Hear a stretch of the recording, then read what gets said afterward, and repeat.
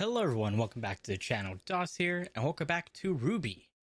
So, like I said last episode, this episode is going to be me watching the rest of the World of Remnant videos.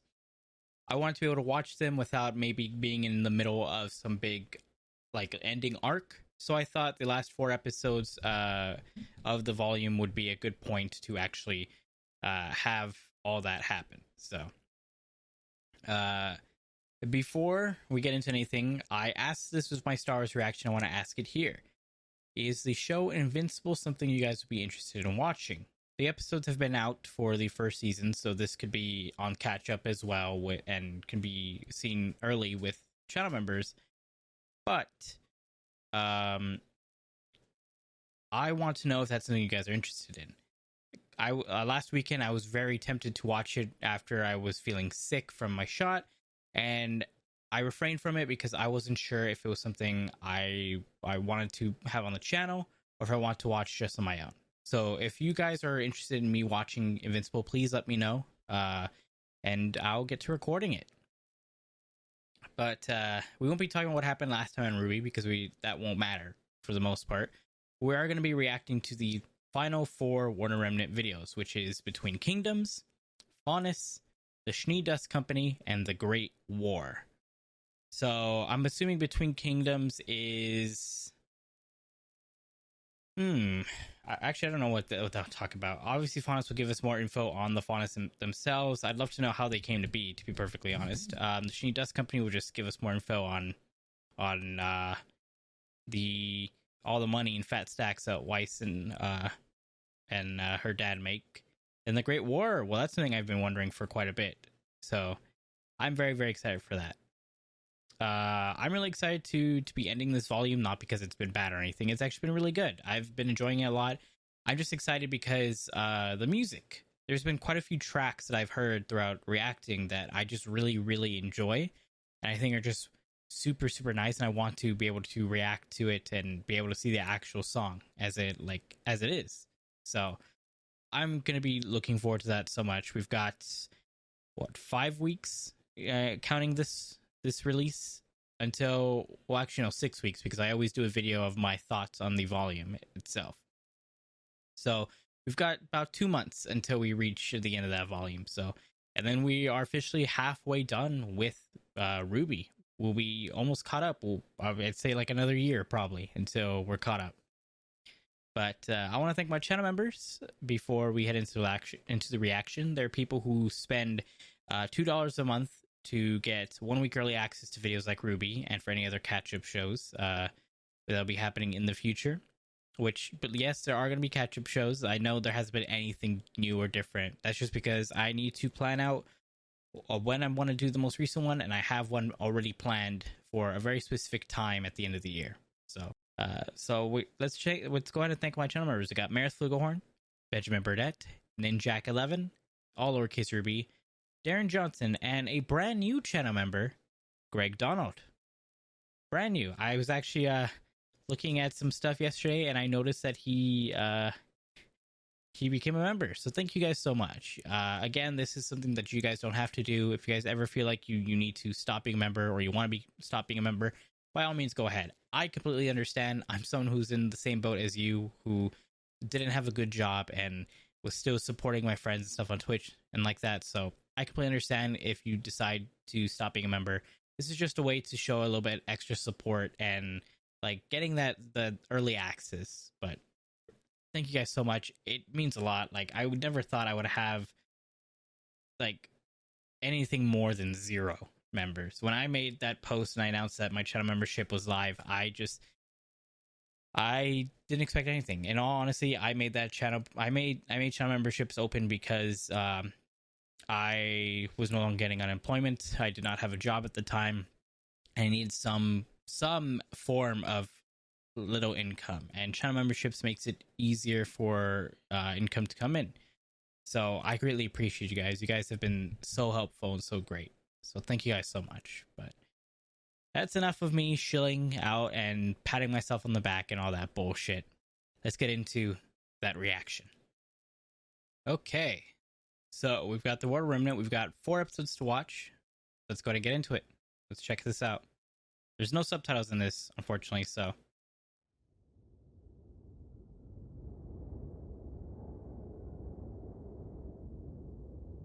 Between Kingdoms. So, now you know more about the kingdoms. But, what's between the big cities? Ah, okay, so All literally right, is the between. easy answer is RWBY. There's no reason to beat around the bush. They're out there. And it probably won't go well if you run into one. True, there's probably, is there a That's lot of okay, towns 'cause between you're the kingdoms? Or Huntress. And you've trained at one of the major academies, so you're probably fine. Just don't get yourself overrun by a pack of them. That's scary. That's Now, why after they a work long in day teams. of killing Grimm and saving the world, Can you're have going that to backup. probably want to stop at a small town inn. Small villages dot the land between the major cities. You might ask, with the wilderness being so dangerous, why not just live in the big cities? Well, expensive. Well, that life Pricey. isn't meant for everyone. These small towns are founded by people that have a problem with the kingdoms, or don't want to deal with the Oh. kingdom's problems, or maybe just enjoy the simpler life and would rather take their chances in the wild. That's than very in a fair. kingdom. That's a good point. It That's goes, fair. well, about as well as you'd think. If the founders are smart, then there's a good chance these towns can survive for the same reason the kingdoms continue to. Natural barriers, Yeah. strong defenses, and stubborn citizens. If you don't have at least a few I mean, of there's a lot of those, stubborn then, people. The chances of a town lasting more than a year isn't great. Unfortunately, it's not just the Grimm running around ruining towns. It's bandits, Wandering bandits thieves. are another Yeah, threat. exactly. These groups of usually fairly skilled fighters travel the lands, never settling in one place. They often prey on convoys, sending That goods sucks, between man. kingdoms. But that's not all. These raiders will often wait for a town to be at its weakest, maybe after a Wow, grim attack, really? or while its That's fighters really are out fucking hunting, shitty. before finally moving in at night and striking. Fuck, dude. Bunch of jerks. Yeah, for real, Crow, Worst right? part is, if the Grimm hadn't attacked before, you'd better be damn sure they will now. And you can't Yeah. exactly have bandits raid your town without at least a few negative emotions. Yeah. This is also why bandits never stay in the towns they conquer. With attitudes like the ones they have, Grimm tend to be pretty interested in them as well. As long as they God, keep that moving, sucks, they've got a dude. better That chance really of fucking surviving. sucks. Besides these small towns, the areas between kingdoms really depend on the continent. Harsh deserts, icy tundras, lush forests. Yeah, there's you gonna be a name lot it. of variety. At this point, pretty much every inch of Remnant has been mapped out. Although there are some areas that no one's gone into and come out alive. Really? Like where? Where? Of course, somewhere out there is where she is. Salem. Yeah. We don't know where she is, and so they've mapped out almost basically 99% of Remnant. So I wonder where what that other 1% is. Interesting. Well, we're just gonna move straight on into Faunus. So let's go ahead and check this out.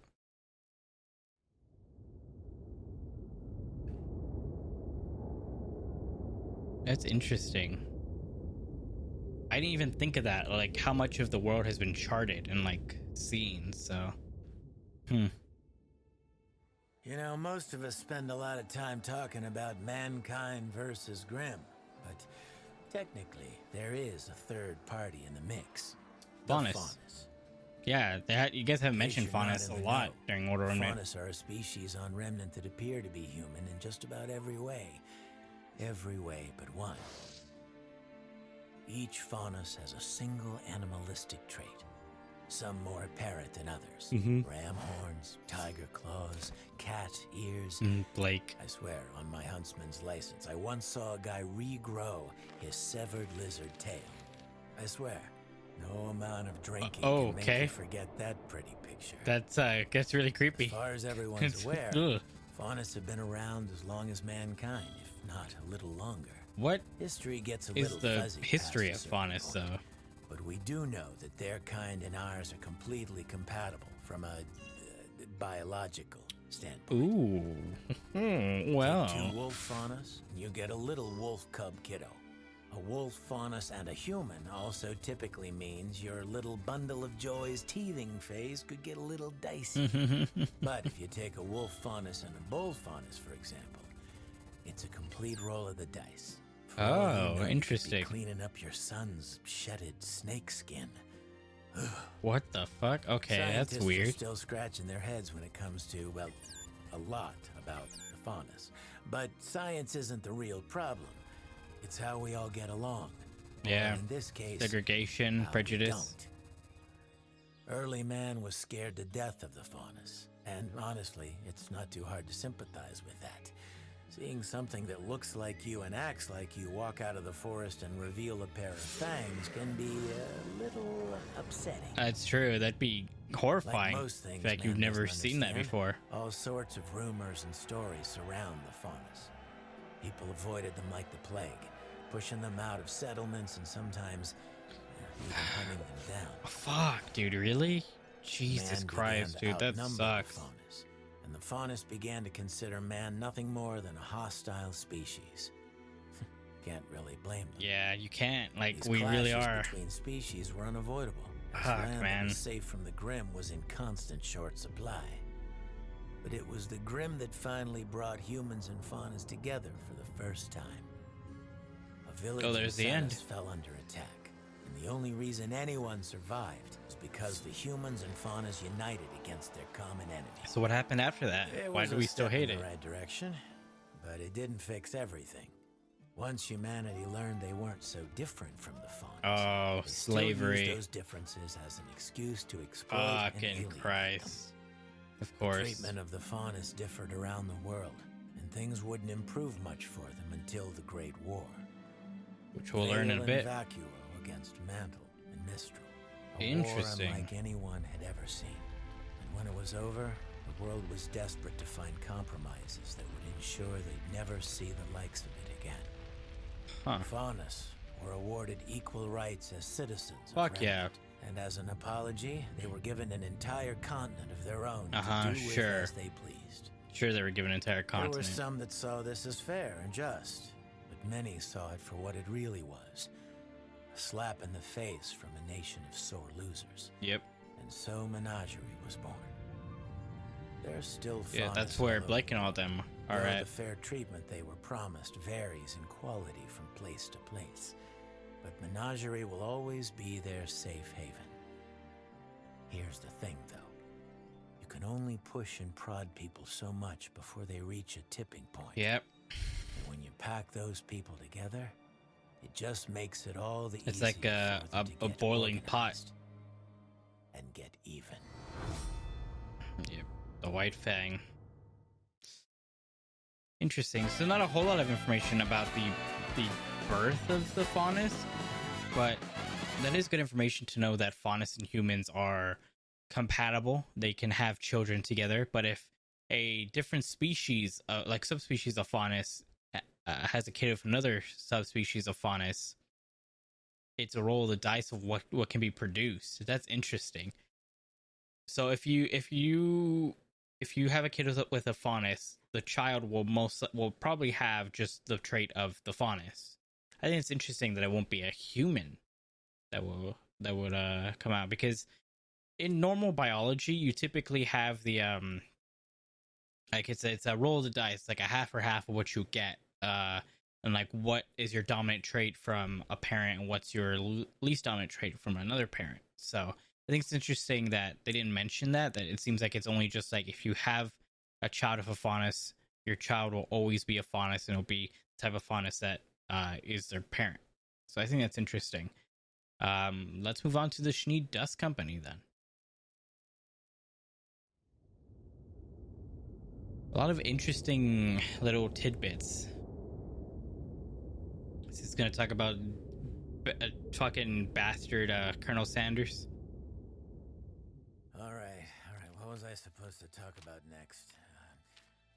Oh boy. Oh, Crow's going to have a lot to say with this one, isn't he? I've got a few words to say about this one. Yep. The Schnee Dust Company. Bunch of self-entitled, monopolizing SNOBs who only care about making a profit, no matter how many little people they gotta step on to make it happen. But that's just my opinion. It's funny As how you all know, he's so honest. Survival in the world of Remnant depends almost entirely on a crystallized substance known as dust. Mm-hmm. It powers our cities, fuels our machines, and gives us a fighting Again, chance I'm really against curious what's the going to dangers happen of when Remnant, dust which means it's runs out. extremely like valuable. our fossil fuels. Like Nowadays, it's at a almost point, this needs to impossible run out. buy dust products without the Schnee Company snowflake stamped on the box. But it didn't always used to be that way. Nicholas Schnee was the son of a dust miner turned soldier, born just after the Great War. He found himself at the perfect point in history to take full advantage of the world's next smart. industrial revolution. The Kingdom of Mantle, Interesting. soon to be Atlas, was in a transformative period.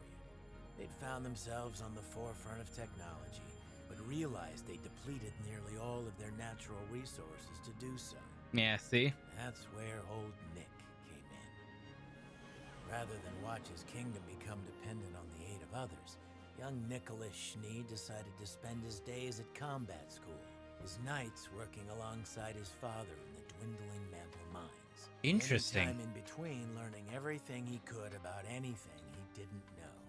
That kid had a fire in his belly. So what happened? Father died, he left his son everything he had. It wasn't much, but it was enough for Nick to set his plan into action. Left school, rallied all the men he could afford, and set out on an expedition to find a dust deposit that could revitalize his kingdom. And wouldn't you know, He did. actually pulled it off. Fast forward just a few years and the name Schnee suddenly meant something. Quality, affordability. Ah, okay. See, all those years spent in combat school were so that Nick could personally oversee every new expedition. People appreciate a man who's willing to stick his neck out for them. That's true. How the That's Schnee true. Dust Company earned the Shows business of loyalty. every kingdom in Remnant. Damn. Unfortunately, it's also what led to an early retirement. Nick had started a family that missed him, and his body was tired. Years of working in dust mines can have some nasty side effects on your health. Oh. So enters Jacques Joulet. Having married into the family, Jacques decided to take the Schnee name over his own. He Wait. was a lot of words I shouldn't repeat, but most importantly, he was a cunning businessman. Jacques managed to convince Nicholas that he was the perfect man to run the SDC in his place. And from a certain point of view, he was right. Under Jacques' leadership, the Schnee Dust Company has become more profitable than ever, completely dominating the industry, but at the cost of the company's soul. Cheap labor, dangerous working conditions, doing whatever it takes to destroy the competition. Jacques Schnee doesn't care about people. He cares about winning. That, and making sure he's got the best damn PR team in the world. The Schnee Fucking name Christ. still means something today, but as for what it'll mean tomorrow, well, your guess is as good as mine. Wise. Okay. Okay, so before we get into the last one, I need to talk about that. This entire time, I don't know why, but I thought Weiss's dad was like a descendant of the founder of the Schnee Company, but he married into it, which means Weiss's mother is the one that holds the Schnee name, which I don't know why I thought that they would take the mother's name. I mean, that they wouldn't take the mother's name, because usually you take usually whenever two people marry, the woman takes the name of the man, usually, for the most part. But obviously there's instances where they don't, and it would make sense why Jacques would take the Schnee name, since the Schnee name means like that, like huge company and all that stuff. It makes sense why he would want to be known as a Schnee. That's crazy. I didn't expect that. Okay. So my question from an earlier episode still stands. What the fuck happened to her mother? where is Weiss's mother? Because we haven't seen her at all. We've seen everyone else in the family but the mom, and I'm pretty sure the mom's still alive, right? So, man, that threw me for a loop. I was not expecting. I didn't know that he's the one that married into the family. I don't know why I didn't see that, but that's kind of crazy. Okay. Wow. All right. Well, let's move on to the final one, which is the Great War. This is also the longest War Remnant video, and it's one I'm very, very interested in. So let's check this out and see what we got. I need to know more about this Great War. It's been talked about a whole bunch, so...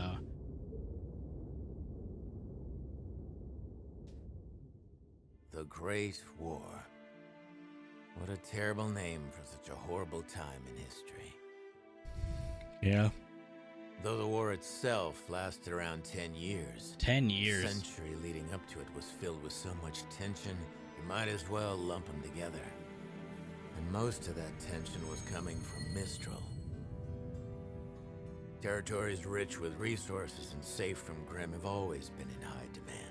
But the Emperor of Mistral had managed to conquer nearly all that Anima had to offer. Thanks in part to an unlikely friend. So basically like Genghis Khan. Mantle. The two kingdoms had formed an alliance. Mistral provided the small kingdom with goods unavailable in the frozen tundra. In return, Mantle introduced technological innovation as well as guidance in the settlement of Anima's cold northern territory. It was good. Interesting. Until it wasn't. Grim. An incident in Mantle led to a strange and unexpected decree. The abolishment of the arts and repression of self-expression.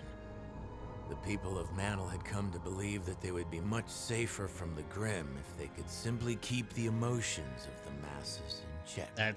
That will never end well. Strong, that's insane. That's crazy.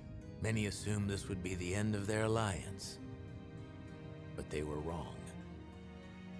Mistral complied, selectively, enforcing Mantle's wishes only in the outer territories, allowing the centralized powers to continue to live as they pleased. If you haven't caught on yet, Mistral's full of jerks. Yeah. The people of Vale had a problem insane. with this. What the fuck? Well, they had a problem with a lot of things Mistral and Mantle had been up to. Treatment of their citizens, use of slave labor, and their constant insistence that their way of life was what was best for everyone. I'd be Eventually, Mistral made the jump across the sea to the eastern coast of Sanus. The small islands and peninsulas in the area were perfect to establish a settlement. They were so perfect, in fact, that Vale had just begun settling the area themselves. I think we can all guess what happened next. Yep. War. The King of Vale did everything he could to avoid armed conflict. Despite cries from his people, he insisted on sharing the land with the settlers from Mistral. But Mistral had other ideas. To this day, no one knows who shot first. Oh. What began as a riot between the two bands of settlers had suddenly become the first battle of the Great War. Damn. Mantle quickly came to Mistral's side. Jesus. Battles were fought on both with machine guns, soil. Villages ARs. were lost to both combat and Grimm, and it wasn't long before Vacuo decided to join the party. Up to this point, Vacuo had done its best to stay out of the fight. Mantle and Mistral, having both already established a small presence in Vacuo territory years before, promised to leave them provided they didn't interfere. Soon, those talks evolved. It went from don't side with them to side with us and you'll be safe. That's some Vacuo bullshit. Did not much care for that. And they came to the conclusion that if Vale were to fall, there'd be no one left to stop Mistral and Mantle from conquering them next. Yeah, exactly. They did what they the considered tyranny to be the logical thing. They drove Mantle and Mistral out of Vacuo and told Vale they had their backs. Oh. I love their style. Of course. So the war raged on. Grimm attacks increased worldwide. On the battlefield, this meant a temporary ceasefire in order to deal with the hordes of monsters before returning to the fight at hand. That's crazy. That's Those insane. left miserable back at home, however, were often helpless with their best warriors away fighting the good fight. A lot of settlements were lost during these years, and most were never reclaimed. Can you imagine this happening IRL, like in World War II? Like how many creatures would have probably destroyed us? Technology accelerated. Humans and Faunus who fought alongside one another became closer. And every day, mankind grew more and more efficient at destroying itself. Yeah, like it's reflective of how it is now in IRL.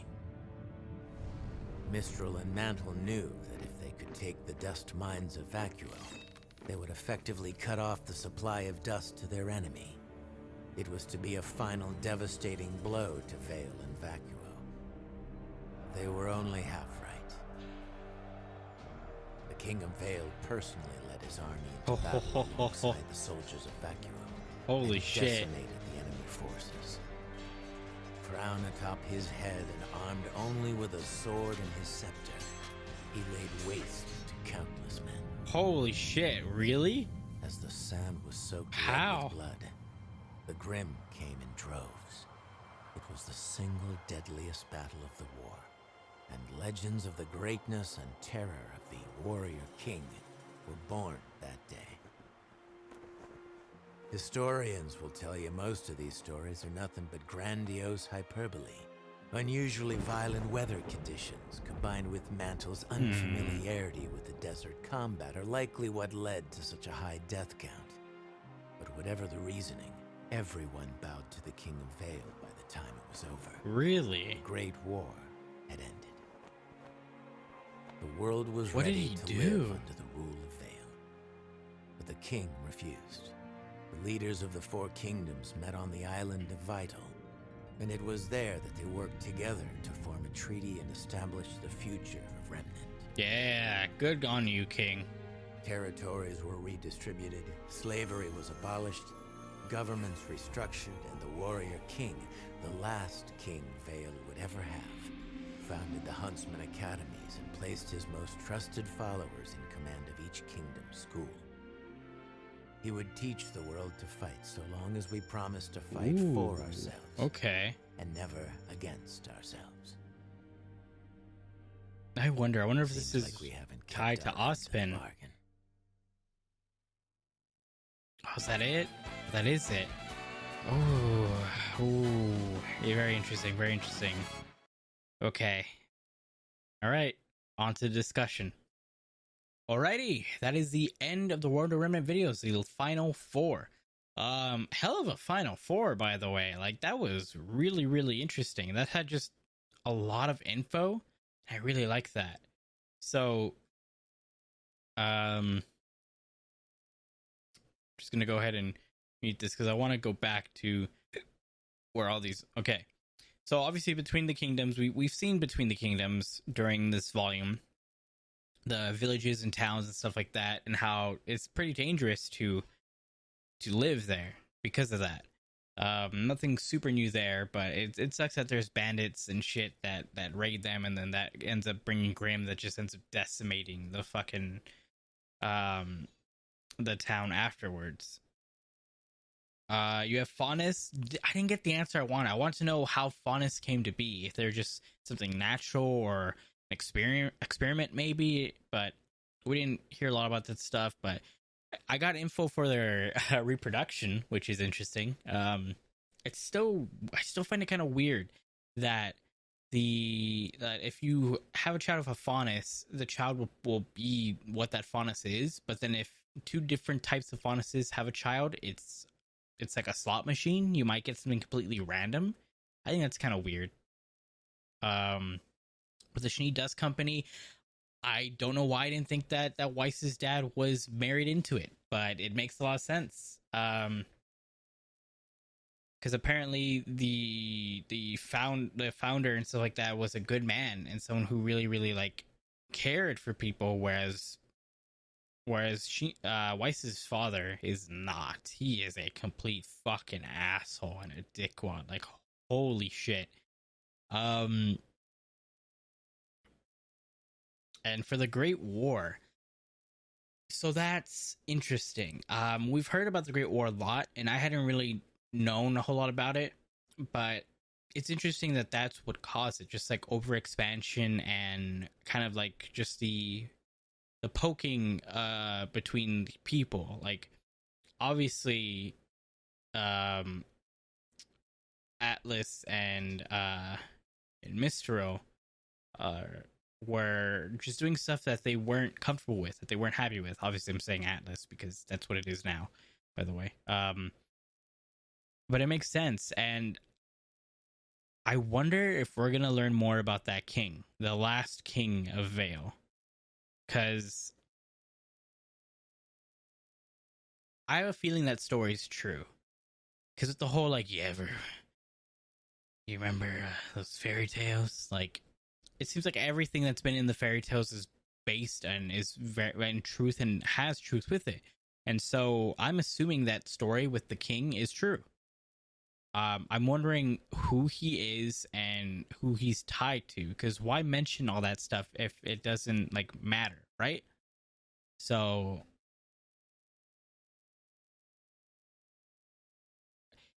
I'm wondering if he's tied to Ozpin, because Ozpin kind of had like a scepter cane thing as well, where the king had one. So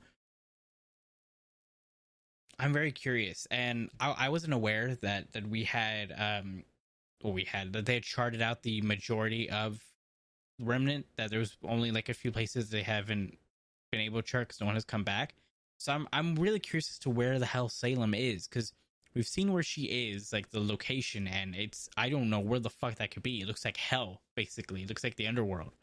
So it just leaves me with a lot of questions and very few answers, which I think is good. I mean, obviously, like I want the show to give me these answers, and I can like learn about this and realize it as I'm watching, which I think is really good. That's always like very gratifying when it comes to shows like that. But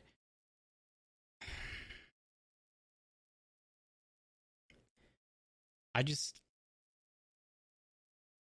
want to know more, you know? Like, this stuff gave a lot of answers, but it leaves me with a lot of questions, and that's always the issue. But who knows? Maybe we'll get more answers next volume and the volumes after.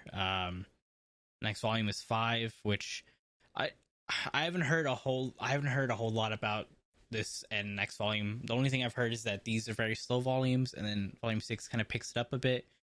What I've heard is that volume 8 is pretty good, and people really enjoyed it. So I don't know if any of the questions I've asked there's gonna be answers to in the future.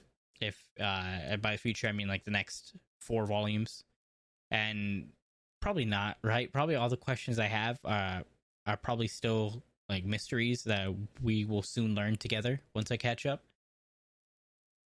But man, that was just a ton of like interesting information. So, like, I was truly blindsided by the whole Schnee one. That really surprised me.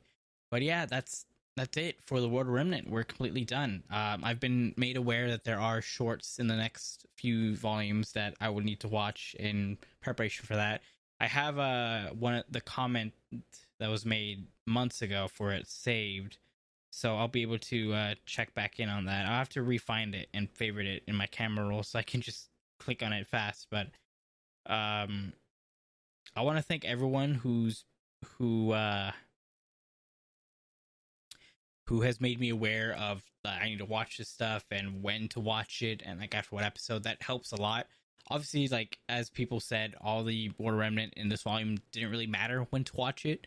So I thought, you know what, I was gonna watch it in bulk, and I'm glad I watched in 2 bulks. I think it was nice to watch all 4 of the Kingdom videos in one, and then have these last 4 as one.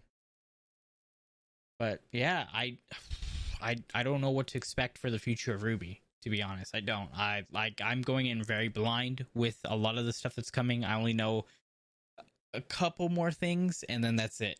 Like, but man, this was interesting. So If you guys want to watch all those Order Remnant videos without my stupid face, my dumb voice over it, you guys can click the in the down in the description down below. I'll have every single episode for these Order Remnant videos down there.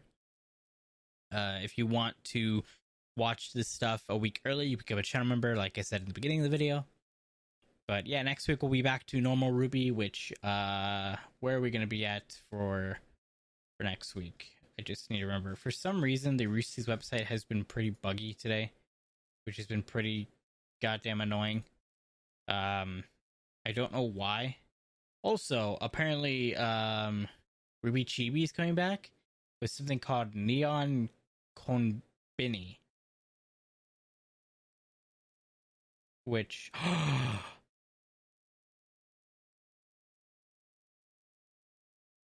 wait, it says Hamator Ham Heartbreak on here. I'm sorry, I'm just like on the Rooster's website, so. Whoa. What is this merch? I haven't heard a whole lot about this, so I don't know what the hell's happening with all this. I just saw the RWBY Chibi was coming back, and it was going on